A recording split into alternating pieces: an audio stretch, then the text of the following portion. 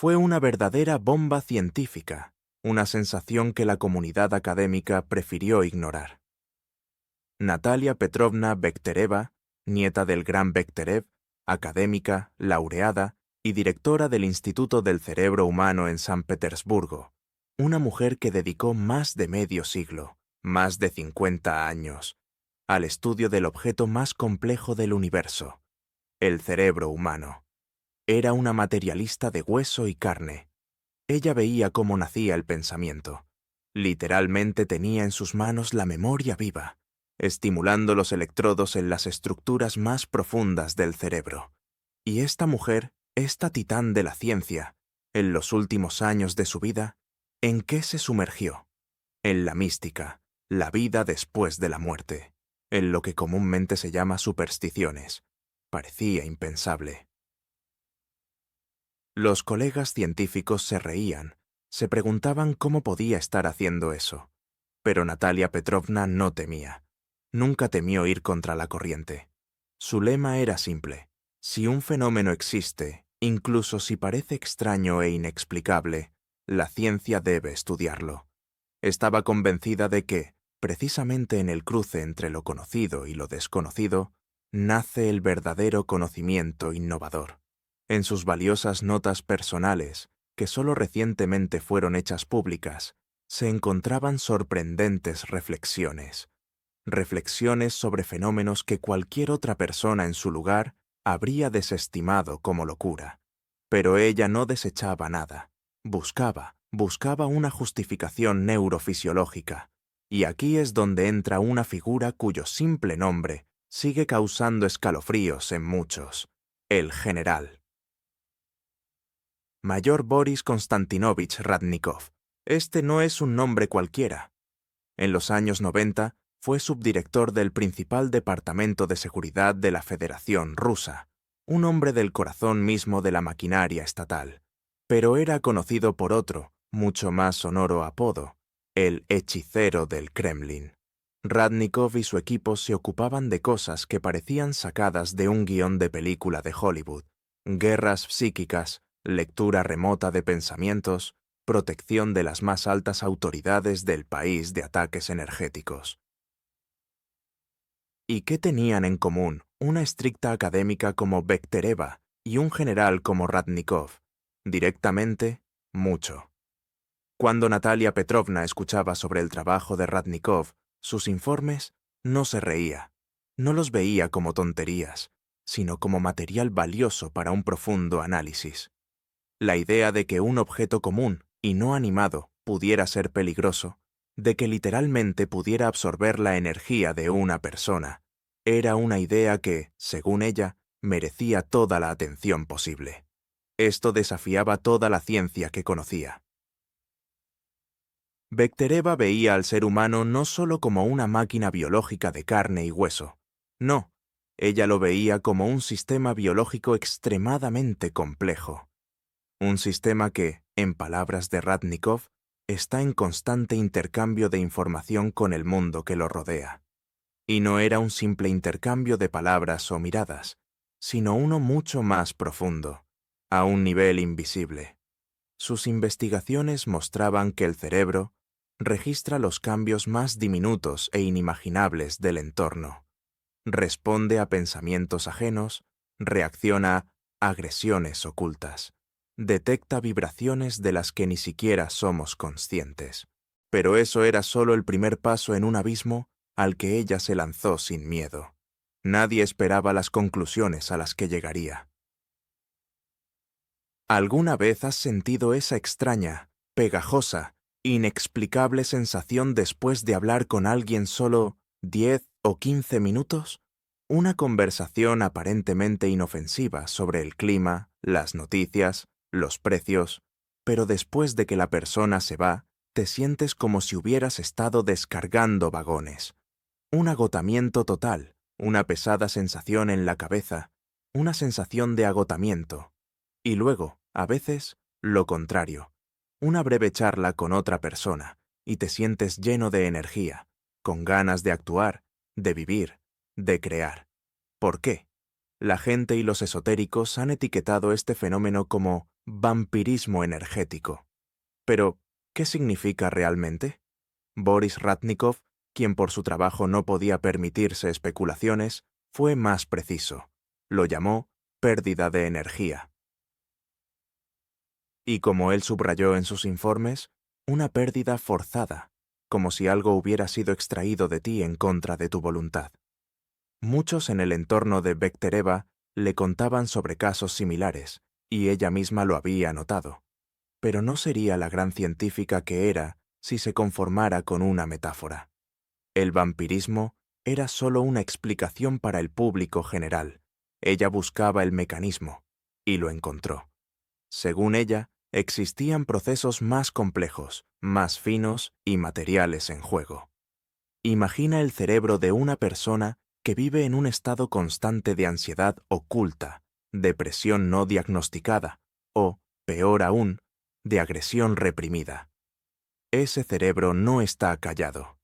Genera un campo electromagnético perfectamente medible, una vibración poco saludable. ¿Y qué sucede con el cerebro de la víctima? Especialmente el cerebro de una persona sensible, como el de muchos ancianos, o el de quienes están cansados o debilitados. Este cerebro, como un receptor de alta precisión, capta esa vibración patológica, la percibe como una amenaza, y en las estructuras profundas del cerebro se activa una alarma. Ese famoso mecanismo, cuyo descubrimiento en su instituto fue una sensación mundial, el detector de errores. Suena la alarma, peligro, y el organismo, ¿qué hace?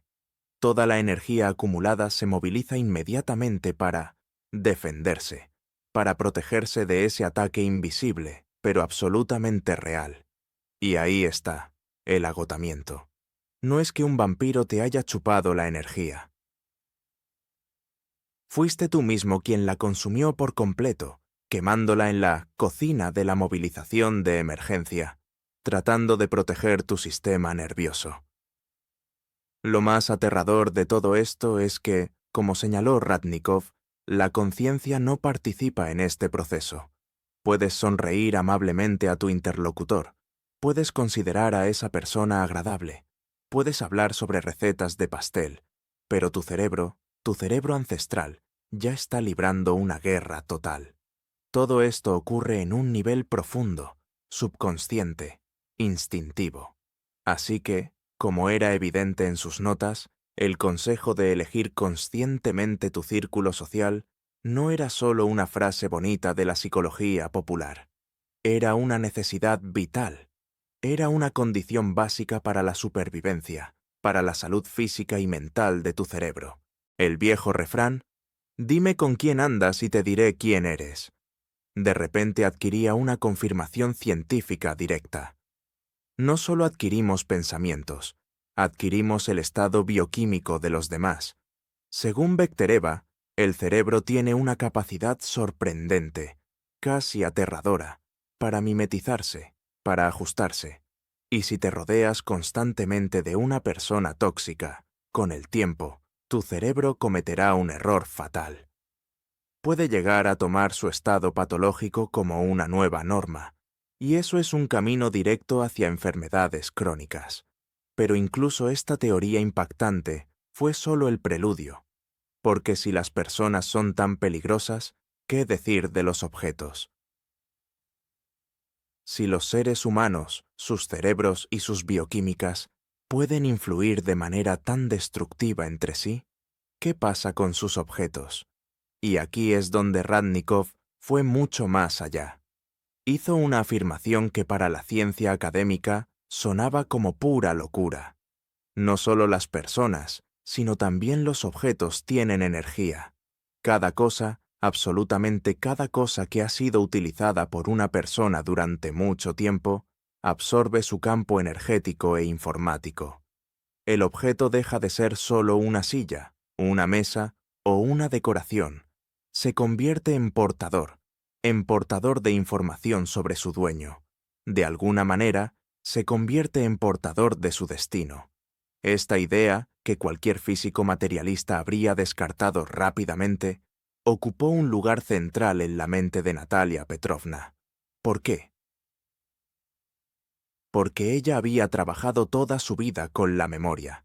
Sabía más sobre la memoria de lo que quizás cualquier otra persona en el mundo sabía. Ella la veía. Vio cómo, al estimular puntos microscópicos en el cerebro con una pequeña corriente eléctrica, surgían recuerdos olvidados de una persona en la mesa de operaciones. El olor a pasteles de la abuela de la infancia, la melodía escuchada hace 30 años, la sensación de luz solar en el rostro en un día pasado. La memoria, como concluyó Bektereva, no era una abstracción, no era un espíritu. Tenía un soporte físico real. Estaba codificada en complejas redes neuronales, almacenada allí como en un disco duro de increíble capacidad, y esto la llevó a una hipótesis inquietante, casi aterradora. ¿Y si los estados emocionales más intensos, no solo la alegría o la tristeza, sino experiencias extremas, como un dolor insoportable, un miedo animal, una tristeza profunda, o el momento de la muerte, también quedaran grabados en los objetos? ¿Qué pasaría si los objetos no solo dejan una huella informativa en el cerebro? Tal vez esa huella, esa grabación, esa matriz de estado, se imprime también en los objetos físicos que fueron testigos de ciertos eventos, en las paredes de una habitación, en los muebles, en los adornos que estaban con la persona en el momento de esos sucesos. Sonaba como una fantasía absoluta. Pero Natalia Petrovna recordaba sus propias experiencias extrañas e inexplicables, encuentros con lo que no encajaba en ninguna de las leyes de la fisiología que ella conocía. Ella comprendía perfectamente que la ciencia, según su propio juicio, aún no sabía prácticamente nada sobre la verdadera naturaleza de la información, cómo interactúa con la materia, cómo lo uno puede transformarse en lo otro. Por eso, las historias que Boris Radnikov compartía, ella no las veía como chismes de prensa amarilla. No, para ella eran casos clínicos invaluablemente valiosos. Eran datos que necesitaban un análisis profundo. Eran señales que apuntaban a esa área blanca en el mapa de la ciencia, el territorio que otros temían explorar. Y ella no temía, y las pruebas no tardaron en llegar. Una de las historias que Boris Radnikov utilizaba como ejemplo clásico y que Natalia Bektereva veía como un caso clínico invaluable fue una verdadera drama detectivesco que se desarrolló en los altos despachos del Kremlin durante los agitados años 90 del siglo XX. Un compañero de Radnikov, un alto funcionario, recibió el esperado ascenso. Junto con el nuevo cargo, también obtuvo una oficina nueva y lujosa, un espacio amplio, muebles de roble macizo, alfombras elegantes. Pero la alegría de su ascenso no duró mucho. Apenas una semana después de mudarse a la oficina, un hombre que estaba sano y lleno de energía comenzó a decaer. Al principio fue solo un ligero malestar, luego una fatiga inexplicable, y después el síntoma principal: dolores de cabeza monstruosos. No eran migrañas comunes, eran dolores pulsantes y sordos que comenzaban por la mañana y no desaparecían hasta bien entrada la noche. Ningún medicamento, ni los más potentes de importación, ayudaban. Los mejores médicos de la clínica del departamento se encogían de hombros. Los análisis eran perfectos. Simplemente no podía trabajar. Su carrera y su vida se desmoronaban ante sus ojos. Fue entonces cuando Radnikov intervino. No fue con equipos médicos, sino para observar. Según los informes, estudió la oficina con detenimiento, y lo que le llamó inmediatamente la atención fue lo que el nuevo dueño de la oficina consideraba su principal adorno. En la pared, sobre una pesada alfombra decorada, se encontraba una colección de trofeos, un lujoso set de armas antiguas, cuchillos brillantes perfectamente afilados. Para Natalia Petrovna Bektereva, si ella hubiera analizado este caso, el diagnóstico habría sido evidente. La explicación era simple: los cuchillos. especialmente si eran trofeos, como se había dicho. ¿Cuál es la historia de esas armas? ¿Qué probabilidad había de que llevasen consigo esa huella informativa tan terrible?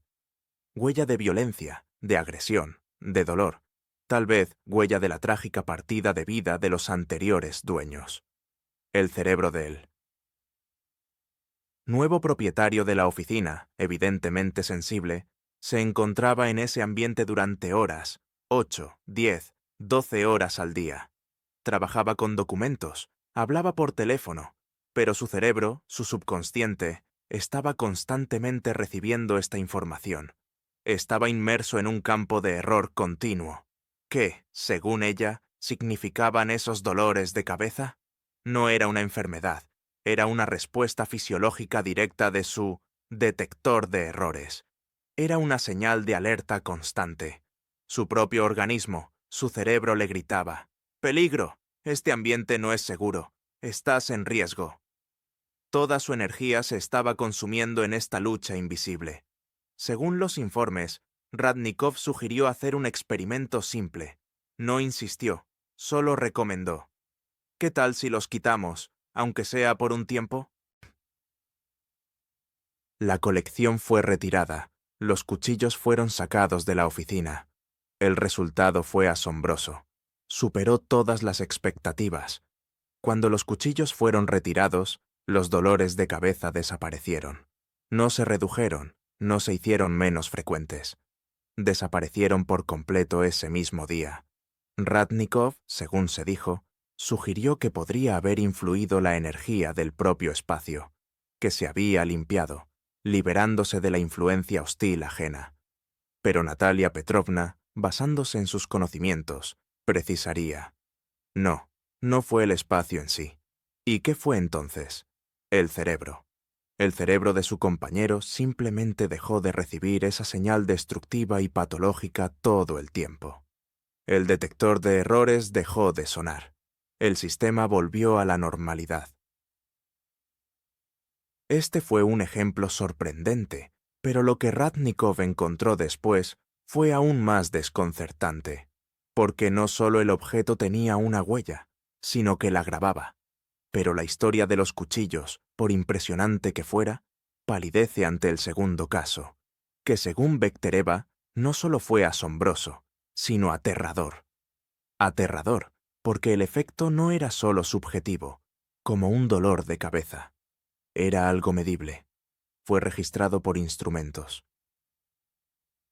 Esta historia que Boris Radnikov relató involucraba un antiguo espejo pesado. Durante muchos años, Radnikov se había cortado el pelo con la misma peluquera. Su nombre era María. Era una rutina, un ritual, pero con el tiempo, María se retiró y se fue a la pensión. Sin embargo, Radnikov siguió visitándola, ahora en su casa. Ella continuaba cortándole el pelo. En una de esas visitas, María le sugirió que se sentara en un lugar diferente. Lo sentó frente a un gran espejo antiguo con un pesado marco de hierro retorcido. Pasaron solo unos minutos, tal vez 5. Radnikov, según relató, de repente no solo se sintió mal, sino que sintió cómo la vida se le escapaba. Un cansancio súbito, mareos, sudor frío. Le midieron la presión. Y aquí viene el momento clave, el impactante momento que, para Natalia Petrovna como fisióloga, habría sido la principal prueba. Radnikov, que generalmente tenía la presión alta, no solo vio caer su presión, sino que se desplomó hasta niveles críticos, casi letales. Para Bektereva, este sería un hecho indiscutible. La caída catastrófica de la presión no era algo psicológico, era una reacción vegetativa extremadamente poderosa, un colapso total del sistema regulador. Pero lo más aterrador fue lo siguiente. Esta falla se repetía como en una pesadilla. Se reproducía cada vez que Radnikov se sentaba frente a ese maldito espejo. Era una reacción limpia y completamente reproducible en el experimento. Como analista, rápidamente sospechó que no tenía que ver con su salud, sino con su entorno. Comenzó a preguntar a María: ¿de dónde vino este espejo? y María le contó que lo había heredado de su bisabuela, y que el tatarabuelo de María, en tiempos de la colectivización, lo había tomado de una casa de un rico terrateniente. En ese momento, según Radnikov, todo quedó claro. Sintió físicamente que ese espejo no era solo un objeto decorativo. Estaba cargado con una energía monstruosa, irradiaba una energía muerta ajena. ¿Qué diría sobre esto Natalia Petrovna? Según ella, no era solo un objeto, era una catástrofe informativa. El espejo, imagínate, un espejo que permanecía en silencio, pero era testigo de todo. ¿De qué? De la colectivización, de la confiscación, del sufrimiento de las personas a las que les quitaban todo. Tal vez fue testigo de violencia. Tal vez reflejaba tragedias y muertes de sus antiguos dueños. ¿Cuántas lágrimas, cuántas maldiciones, cuántos miedos animales vio y reflejó? El espejo por su naturaleza refleja. Pero, ¿y si no solo refleja? ¿Y si graba? Graba, como en una cinta, esa matriz informativa. La matriz del estado de la persona que se mira en él en el momento de un sufrimiento extremo. Radnikov, un hombre con alta sensibilidad cerebral, un hombre entrenado para captar señales sutiles, se sentó frente a ese contenedor de dolor. Su cerebro no solo vio, sino que inmediatamente, a nivel subconsciente, procesó esa información. Información de descomposición, de agotamiento, de pérdida total de fuerzas vitales. Y su organismo reaccionó, respondió. Comenzó a reproducir el mismo programa de agotamiento que estaba grabado en ese espejo. Fue una reacción directa, mortal, una caída de presión peligrosa. Pero aquí también hay otro dato importante. La propia María, la dueña del espejo, nunca sintió molestias. ¿Cómo? ¿Por qué? Esa es la clave del misterio. ¿Por qué un hombre fuerte, sano y entrenado como Radnikov casi pierde el conocimiento solo por sentarse frente a un trozo de vidrio, mientras que la anciana María vivió décadas con ese monstruo informativo? ¿Cómo es posible? Radnikov, según se informó, hizo entonces la única conclusión correcta, aunque desconcertante. No todos los objetos afectan a todas las personas de la misma manera.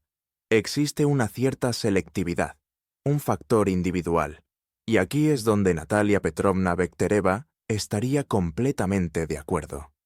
De hecho, como neurofisióloga, ella habría visto en este par. Según Natalia Petrovna, este era el informe más preciso que se podía obtener, más exacto que cualquier aparato complejo. Se trataba de tu propio detector de errores, perfecto, ajustado por millones de años de evolución, que estaba enviando una señal de alarma. Era tu cerebro, tu subconsciente, que ya había escaneado la huella informativa del objeto y te estaba gritando: algo no está bien. Esta información es perjudicial para nosotros, es peligroso. Y lo más tonto, lo más fatal que puedes hacer en ese momento es ignorar la señal. Convencerte de que es una tontería, que es solo un objeto, que es por la vejez o el cansancio. No, es una rebelión de tu sistema nervioso contra el veneno. ¿Y qué conclusión se saca de esto? Si se trata de un objeto, por más caro que sea, lo mejor es deshacerse de él, inmediatamente, sin dudar. Natalia Petrovna recordaba a docenas de pacientes que, durante años, por 10, 15 años, no lograban curarse. Luchaban contra migrañas crónicas, depresiones que no respondían a los antidepresivos, alergias inexplicables, y a veces, milagro. La curación llegaba repentinamente cuando finalmente tiraban algún regalo conmemorativo de alguien que les había causado mucho daño en el pasado, cuando desechaban el viejo mobiliario que había quedado de un matrimonio infeliz y doloroso, intuían sin saberlo que estaban eliminando ese ancla. Un ancla que, durante años, todos los días, constantemente recordaba a su cerebro sobre el viejo dolor, la vieja humillación, el miedo o el sufrimiento. Eliminaban el error, y el detector de errores dejaba de sonar. La enfermedad se iba, porque se iba su causa. Radnikov también señalaba otra señal importante. Si después de la llegada de un nuevo objeto, una antigüedad, un regalo o un hallazgo, comenzaba repentinamente una racha de mala suerte, no era una coincidencia. Empezaban a surgir conflictos inexplicables, los niños se ponían enfermos, los problemas financieros comenzaban a caer como una tormenta. Según ella, esto era una consecuencia directa. El cerebro, que recibía constantemente información patológica negativa de ese objeto, estaba en estrés crónico. No descansaba ni siquiera. Por la noche. ¿Y qué es el estrés crónico? Es la caída inmediata del sistema inmunológico. De ahí las enfermedades. Es una irritabilidad monstruosa. La persona se convierte, como ella lo decía, en una chispa corta. Cualquier chispa, y los conflictos estallan. Así que, el primer y principal consejo es confiar en uno mismo. Pero, ¿qué hacer si no puedes deshacerte de ese objeto? O si ya sientes que la influencia negativa ha comenzado, que ya te has infectado. ¿Existe una forma de limpiarse? Y Radnikov ofreció un método. Un método que, a primera vista, podría parecer casi una locura, un ritual de curandera. Pero Natalia Petrovna, al analizarlo, vio algo sorprendente en él. Este método se conoce como sal consagrada. Según Radnikov y su equipo, este método no solo neutralizaba la energía negativa, sino que, según ellos, podía devolverla a su fuente, devolverla a quien la había enviado.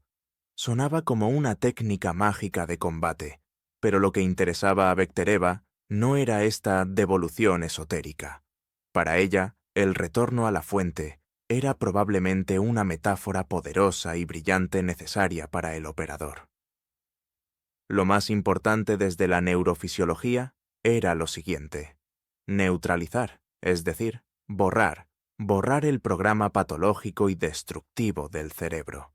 No lo veía como brujería, lo veía como una técnica brillante y profundamente estructurada para trabajar con el cerebro. Cuando Radnikov proponía este método, describía situaciones comunes, familiares para millones de personas. Cuando te sientes atrapado, cuando todo te va mal, cuando el dinero, como él decía, se escurre entre los dedos sin razón aparente, cuando las relaciones, que ayer eran cálidas, se llenan de conflictos interminables, cuando los proyectos en los que pusiste todas tus fuerzas no van como esperabas.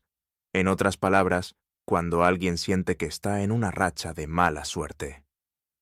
Radnikov vinculaba esto directamente con la influencia oculta, con la envidia ajena, la mala voluntad, con lo que en el pueblo se llama el mal de ojo o hechicería, con los ataques mágicos intencionados. Pero Natalia Petrovna inmediatamente lo traduciría a su propio lenguaje científico. ¿Qué es esa racha de mala suerte? Es un estado patológico persistente. Ese es su término. Ese es el momento en que el cerebro de una persona se queda atrapado, entra en un ciclo repetitivo, se atasca en el programa del fracaso. Y este programa, esta matriz, puede ser iniciada por factores externos, como una crítica constante y mordaz, o una enemistad oculta de un jefe, vecino o incluso amigo, como mencionaba Radnikov. También podría ser creada por la propia persona, por sus miedos, por su ansiedad, por su expectativa de fracaso. En ambos casos, el resultado es el mismo. El cerebro deja de ver las oportunidades, se vuelve ciego. El detector de errores se sobrecarga y comienza a trabajar mal, encontrando errores en cualquier intento. Y aquí es donde se proponía un método para romper este círculo vicioso, para reiniciar el sistema, para dar al cerebro un nuevo programa limpio. Y este método, como resultó ser, era genial en su simplicidad. No utilizaba pastillas, usaba lo que el cerebro comprende mejor: símbolos, acciones físicas y poderosos anclajes. El ritual en sí, como fue descrito, era sorprendentemente preciso, casi quirúrgico. No tenía ningún elemento innecesario. Y cada paso, según Natalia Petrovna, tenía un profundo significado simbólico y, lo más importante, psicoterapéutico. Trabajaba directamente con el subconsciente, con las estructuras más primitivas del cerebro. ¿Qué se necesitaba? Las cosas más simples. Sal gruesa, una bolsa plástica hermética, un trozo de papel limpio, con los bordes arrancados a mano, un bolígrafo negro y un poco de agua. Vamos a desglosarlo paso a paso. El primer paso, el papel. Debías tomar un trozo limpio de papel y arrancar cuidadosamente los bordes a mano. Nada de tijeras, nada de objetos cortantes. ¿Por qué? Para Bektereva, esto era un acto simbólico esencial. No cortar mecánicamente, no mostrar agresión, sino rasgar. Simbolizaba una ruptura orgánica, natural, la eliminación de barreras artificiales, pero de manera no agresiva, sino natural. El papel se volvía vivo, se limpiaba, se preparaba para ser el contenedor de la programación negativa. El segundo paso, externalización, la descarga. Este, según ella, era el momento terapéutico clave de todo el proceso. Tomabas un bolígrafo negro, específicamente negro, el color de la absorción, el color de la tierra, y comenzabas a escribir. ¿Qué escribir? Todo, todo lo que te causaba ansiedad, todo lo que te dolía. Radnikov sugería escribir sobre las personas que sentías que te causaban incomodidad, que te robaban energía. Describirlas lo más específicamente posible. El vecino de arriba que camina ruidosamente y me enfurece. El colega que siempre me provoca conflictos. Para Natalia Petrovna, esto era la instrucción más precisa para el cerebro. ¿Por qué era tan importante? Mientras tu miedo, tu ansiedad, tu resentimiento, sea solo una emoción, es amorfo. Está disperso por todo tu sistema límbico. Es todo absorbente. Pero en el momento en que escribes, realizas un gran acto. Transfieres esa emoción amorfa a una forma concreta. La externalizas, la separas de ti. Ya no eres tu ansiedad. Aquí está. La ves en el papel. Y como la ves, ahora puedes hacer algo con ella. El cerebro debe identificar con claridad la fuente del error. No me siento mal, sino me siento mal por esto, por esta señal específica. El tercer paso, limpiar completamente la memoria caché. Después, Radnikov sugería escribir sobre tus propias sensaciones. Insomnio, ansiedad constante, cansancio crónico, discusiones con los seres queridos, miedo al futuro. Tenías que escribir todo, hasta la última gota. Escribir hasta que sintieras alivio, hasta que llegara esa sensación de vacío interior. Para Bektereva, esto era el acto de descarga total de la programación patológica. El cerebro, según ella, en este momento, limpiaba su memoria operativa. Transfería toda esa información errónea, toda esa basura informativa al soporte externo, el papel, el cuarto paso, sellado. Cuando todo estaba escrito, el siguiente paso era doblar el papel. Pero, ¿cómo hacerlo? La indicación era precisa. Doblar 3 veces y siempre en dirección opuesta a uno mismo. Para ella, esta era una instrucción física clara para el cerebro. No solo se trataba de doblar el papel, sino de un acto físico que reforzaba y marcaba la intención de rechazar algo. Lo rechazo, lo alejo, lo expulso. ¿Por qué 3 veces? Porque en las tradiciones más antiguas, 3 simboliza la conclusión de un ciclo. Según Radnikov, esta era la forma en que se sellaba el negativo. El quinto paso era la neutralización. El papel doblado, con la carga de nuestro dolor, se colocaba dentro de una bolsa plástica. Luego, se vertía una cantidad generosa de sal sobre él.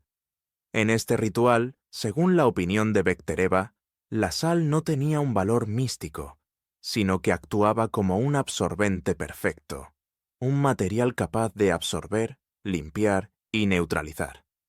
Mientras se realizaba este paso, se pronunciaban las palabras clave. El negativo regresa a su fuente. Esta era la instrucción verbal final que orientaba el proceso.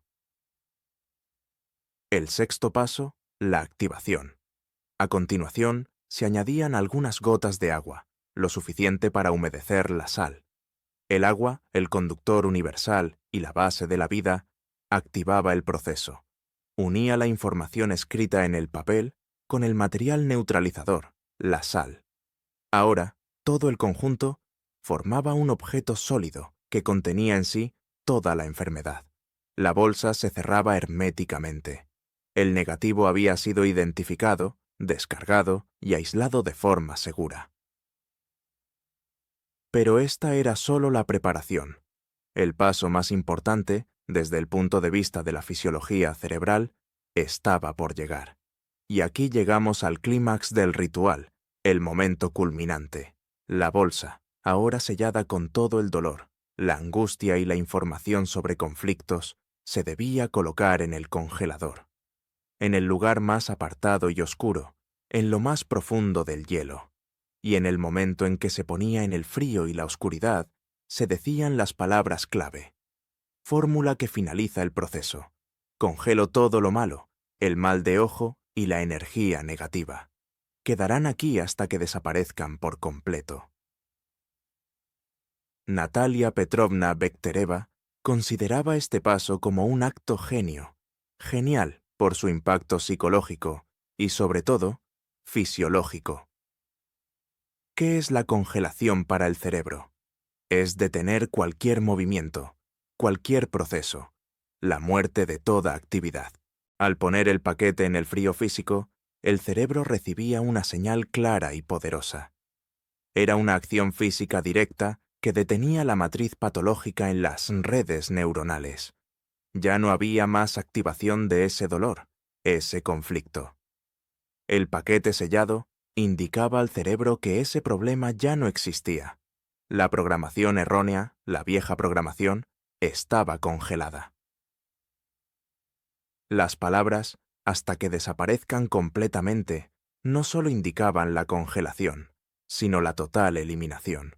El cerebro recibía la instrucción de que la matriz patológica debía disolverse y desaparecer, reemplazada por nuevas conexiones neuronales saludables. Durante los 7 días en los que el paquete permanecía en el congelador, el cerebro se reajustaba.